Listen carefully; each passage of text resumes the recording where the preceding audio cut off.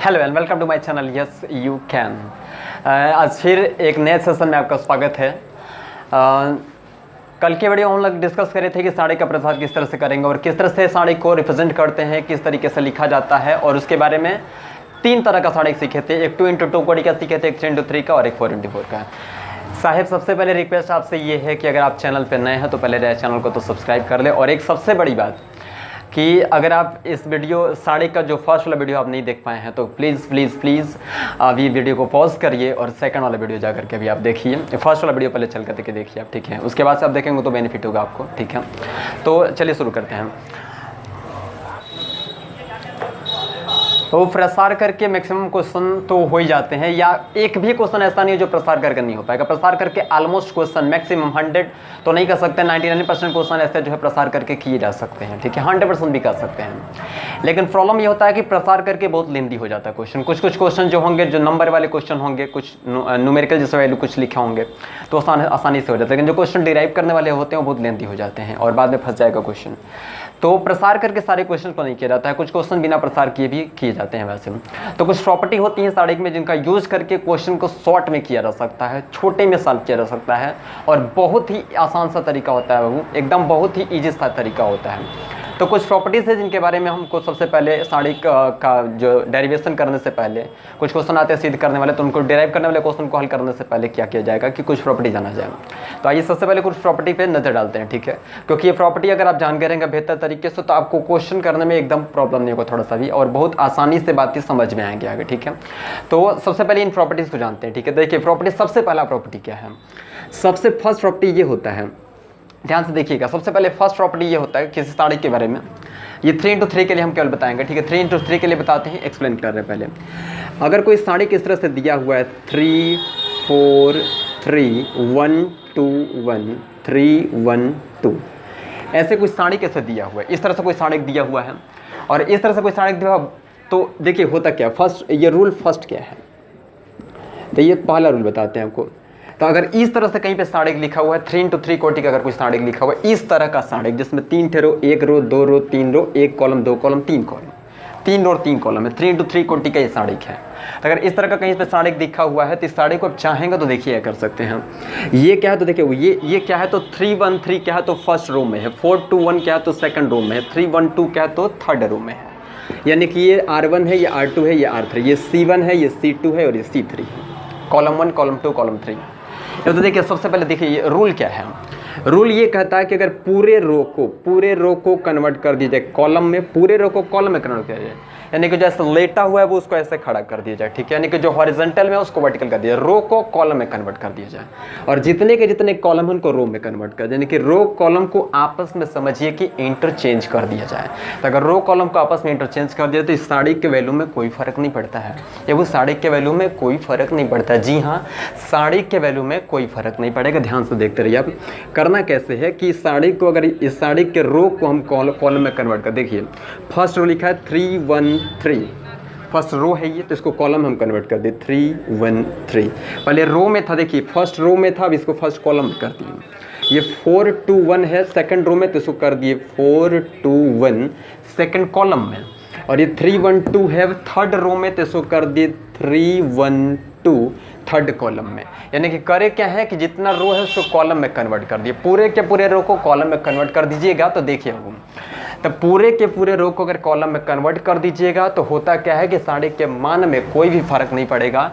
यानी कि अगर इस साड़ी का मान हल करने पे 12 आता है, 25 आता है, 47 आता है, कुछ भी आता है, तो इसका भी मान उतना ही आएगा। यानी कि अगर इसका वैल्यू 12 होगा तो इसका भी वैल्यू 12 ही होगा। समझ पा रहे हैं आप। यानी कि रो को कॉलम में कन्वर्ट करने से कोई फर्क नहीं पड़ेगा। ध्यान रखना है, पूरे रो को पूरे कॉलम में, पूरे कॉलम को पूरे रो में, यानी कि रो और कॉलम का आपस में इंटरचेंज कर देने से साड़ी के मान में कोई फर्क नहीं पड़ता। यानी कि ऐसे लिखा हुआ है तो इसको आप पलट के ऐसे भी लिख सकते हैं।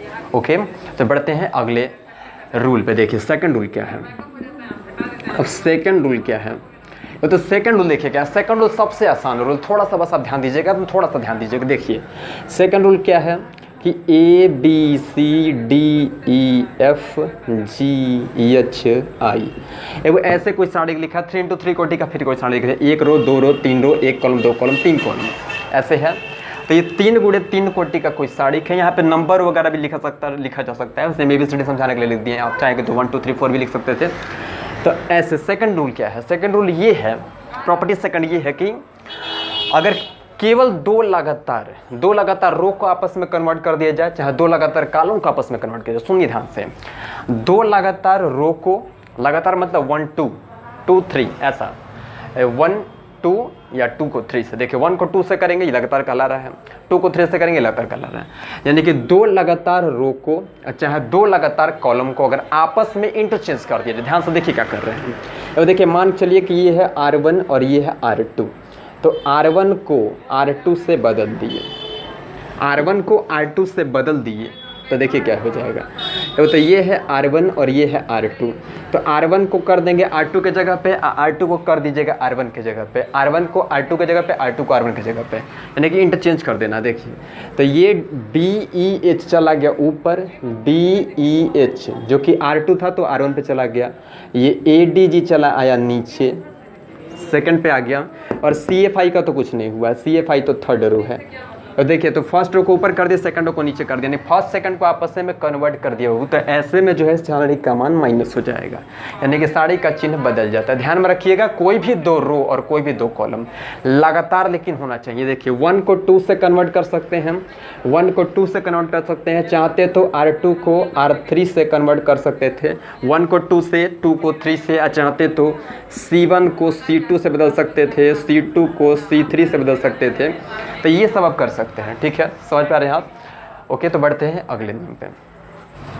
तो आइए बढ़ते हैं तीसरे नियम पे। देखिए तीसरा रूल क्या है, तो तीसरा रूल समझिए, थर्ड रूल क्या है, थर्ड रूल। तो थर्ड रूल क्या है समझिएगा ध्यान से, थर्ड रूल एकदम इजी सा रूल है, एकदम ध्यान से आप देखते रहिए, सुनिए बात को। अगर कोई साड़ी का आपको दिया हुआ ऐसे 3 4 3 1 2 1 3 4 3, ये वो थोड़ा ध्यान दीजिएगा, थोड़ा ध्यान दीजिएगा यहाँ पे। ये बताइए कितने कोटि का साड़ी का, तो 3 × 3 कोटि का साड़ी का होगा, इसमें 1 2 3 ठे रो है और 1 2 3 ठे कॉलम है कि नहीं जी? ओके, है कि नहीं जी? देखिए तो कुल मिला के 3 × 3 कोटि का ये साड़ी है। इस साड़ी में आपको क्या दिख रहा है, ध्यान से देखिए, बताइए क्या आपको समझ में आ रहा है इसमें। इसमें सबसे बड़ी बात एक चीज़ ये है कि यहाँ पे जो C1 है, C1 और ये जो C3 है, एग्जैक्ट एक जैसा लग रहा है कि नहीं आपको लग रहा है? थोड़ा ध्यान से देखिए और थोड़ा पास आइए और ध्यान से देखिए, ये वो 3 4 3 3 4 3 ये है कि नहीं, ऐसे है कि नहीं जी बताइए। तो ये 3 4 3 और 3 4 3, यानी कि इसमें R1 C1 और C3 एक जैसा है, यानी कि कॉलम C1 में जो लिखा है कॉलम 3 में वही बात लिखा है। तो ऐसे साड़ी का मान खट से हो जाता है 0। और ध्यान में रखिए, कोई भी 2 रो इक्वल हो जाए, चाहे कोई भी 2 अगर कॉलम इक्वल हो जाए, तो तुरंत साड़ी का मान कितना हो जाएगा? 0। यानी कि आपको प्रसार करने की थोड़ी भी जरूरत नहीं है, बस आप ये नियम सीखे रहिए, 2 ठे रो चाहे 2 ठे कॉलम, कोई भी 2 रो चाहे कोई भी 2 ठे कॉलम अगर इक्वल हुआ, एग्जैक्ट इक्वल हुआ, तो इसकी वैल्यू 0 हो जाती है। ओके, चलते हैं अगले रूल पे। तो चौथा रूल ये है, चौथा रूल भी एकदम आसान सा रूल, एकदम आसान सा नहीं, वो एकदम आसान जी, देखिए ध्यान से समझिएगा। होता क्या है कि अगर देखिए तो एक दे दिया 3 4 1 2 2 1 0 0 0, तो ये 3 × 3 कोटि का ये भी साड़ी का। लेकिन इस बार देखिए क्या हुआ है, इस बार क्या हुआ है, इसके देखिए R1 में तो सब कुछ नंबर लिखा है, R2 में भी नंबर लिखा है, लेकिन R3 में क्या हो गया, तो थर्ड रो में ऐसा हो गया कि जितना का जितना एलिमेंट है ये सबका सब 0 है, यानी कि तीसरे पंक्ति में जितना भी अवयव है ये सबका सब 0 है, शून्य है। तो ऐसे साड़ी का मान भी सीधे हो जाता है 0, सीधे कितना हो जाता है? 0। ये तो एकदम हो जाएगा सीधे 0, सुन्ना लड्डू। ओके, ध्यान से देखिए, कोई भी दिख जाए कि कोई भी रो चाहे कोई भी कॉलम का पूरा एलिमेंट अगर 0 है, तो ऐसे साड़ी का मान हो जाता है सीधे सीधे 0। तो बढ़ते हैं अगले रूल पे। तो ये देखते हैं पांचवा नियम क्या है। तो पांचवें रूल पे चलते हैं, ध्यान से देखते रहिए, बस एकदम नजरें जमाए रखिए, ध्यान से बस आप देखिए, कुल मिला के एकदम आपको डाउट नहीं रह जाएगा। हम बहुत दिल से बताने की कोशिश करें वो ठीक है, और बहुत अच्छे तरीके से समझाने की कोशिश करें, बस आप फोकस करिए, कॉन्सेंट्रेट करिए केवल आप ध्यान से देखिए। पांचवा रूल बता रहे, पांचवा रूल क्या है, तो पांचवा रूल ये है कि अगर कोई ऐसा साड़ी की ABCDEFGHI ऐसे कोई 3 × 3 कोटि का साड़ी दिया हुआ, अगर आप चाहते हैं कि साड़ी में किसी नंबर से मल्टीप्लाई करें यानी कि गुणा करें, कोई नंबर से आप मल्टीप्लाई करना चाह रहे हैं, जैसे कि यहाँ पे हम 3 से मल्टीप्लाई करना चाह रहे हैं, तो इस साड़ी में मल्टीप्लाई करना चाह रहे हैं तो 3 से मल्टीप्लाई करना चाह रहे हैं। देखिए तो ये मल्टीप्लाई जो है 3 का गुणा, इस सारे के किसी एक रो में होगा, किसी एक रो में होगा, नहीं तो किसी एक कॉलम में होगा। फिर से सुनिए, किसी एक रो में होगा नहीं तो किसी एक कॉलम में होगा, या तो एक किसी रो में या तो किसी एक कॉलम में, मात्र एक रो में या तो मात्र एक कॉलम में। देखिए गुणा आपके अकॉर्डिंग कहीं एक जगह आप करा सकते हैं, कहीं भी एक जगह करा सकते हैं। देखिए आपके पास 6 ऑप्शन है, आप या तो पहले रो में कराइए तो दूसरे में, या तो तीसरे में, या तो पहले कॉलम में, तो दूसरे कॉलम में, तो तीसरे कॉलम में, किसी भी एक रो में चाहे किसी भी एक कॉलम में, कहीं एक ही जगह गुणा होगा तो होगा बस। ठीक है, देखिए यानी कि अगर हम चाह रहे हैं कि मान लीजिए कि R3 में गुणा कराए, कहाँ पे गुणा कराए, R3 में गुणा कराए, तो करना क्या है कि बाकी सबको A D G वैसे का वैसे छोड़ देंगे, फर्स्ट रो को वैसे का वैसे छोड़ दिए, B E H वैसे का वैसे छोड़ दिए, इसमें गुणा करा दिए, तो 3C 3F 3I। तो गुणा कहाँ कराए हैं, तो केवल थर्ड रो में गुणा कराए हैं। ऐसे आप चाहते हो तो गुणा केवल चाहते तो आप केवल थर्ड कॉलम में, सेकंड कॉलम में, फर्स्ट कॉलम में, फर्स्ट रो में, सेकंड रो में, कहीं भी एक जगह करा सकते हैं। यानी कि गुणा किसी एक रो में चाहे किसी एक कॉलम के पूरे एलिमेंट में होगा। ओके, तो बढ़ जाते हैं अगले नियम पे। देखिए छठवां और आखिरी नियम। तो अब छठवां और आखिरी नियम ध्यान से समझिएगा। तो अब आ जाते हैं छठवां और आखिरी नियम। तो यह छठवां रूल। देखिए छठवां रूल क्या है, अगर ऐसे कोई सारे लिखा है ABCDEFGHI+J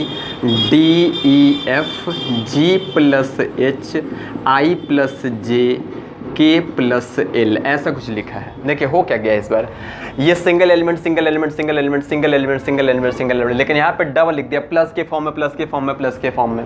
यहाँ पे हो सकता है कि पूरा माइनस के फॉर्म में रहता है, या तो हो सकता है कुछ प्लस के फॉर्म में रहेगा, या हो सकता है कि मिक्स रहेगा। देखिए तो बताते हैं क्या चीज़ है।